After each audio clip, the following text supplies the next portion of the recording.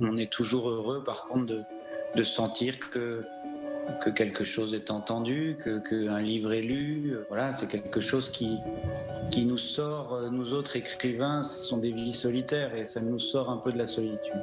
Son livre « Thésée, sa vie nouvelle » figure dans la sélection pour le prix Goncourt. Auteur de 7 romans, d'une BD et de plusieurs essais, Alexis Mittal, mieux connu sous son nom de plume Camille de Toledo, analyse dans ce nouveau livre ce qu'il appelle l'archéologie des fictions humaines. Nous autres, notre espèce, c'est une espèce que je dis parfois homo narens. C'est pas seulement sapiens, celui qui pense, c'est celui qui raconte des histoires. Nous pensons avec des histoires, avec des codes, etc. Et c'est ça que fait Thésée en tirant son fil, c'est qu'il va chercher ce tissu d'histoire, il va chercher à le rendre visible. Voilà. Il va donc faire l'archéologie, comme un archéologue qui creuse à l'intérieur de la terre, sauf que là, c'est pas de la terre, c'est des histoires. Souvent dans ses œuvres, Camille de Toledo tourne autour des peurs modernes, comme le terrorisme ou le suicide. Le être et le boulot est sur la Deuxième Guerre mondiale, oublier, trahir puis disparaître sur le traumatisme des déportations et des conflits.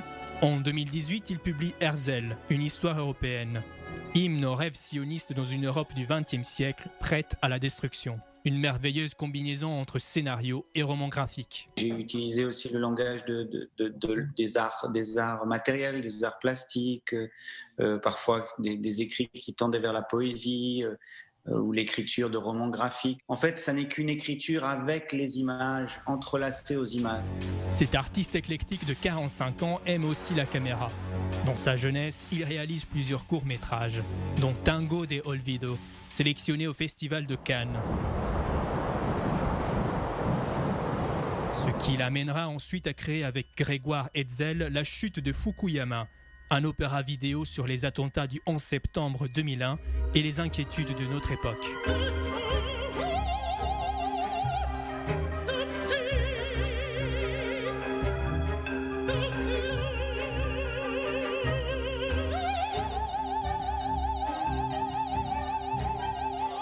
Mariée à l'historienne et chercheuse au CNRS Leila Dakli, Camille de Toledo est le fils d'une ancienne rédactrice en chef du Nouvel Observateur et son père un producteur de cinéma.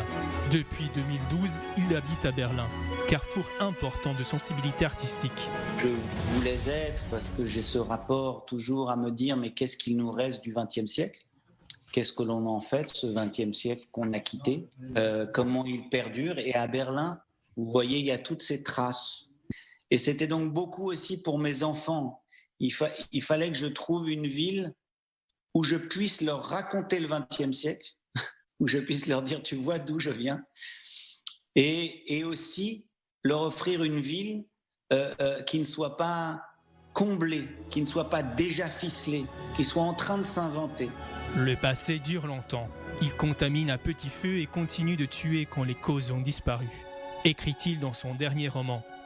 Un livre d'un voyage sans fin qui s'ouvre sur l'abîme humain et ses cicatrices jamais refermées.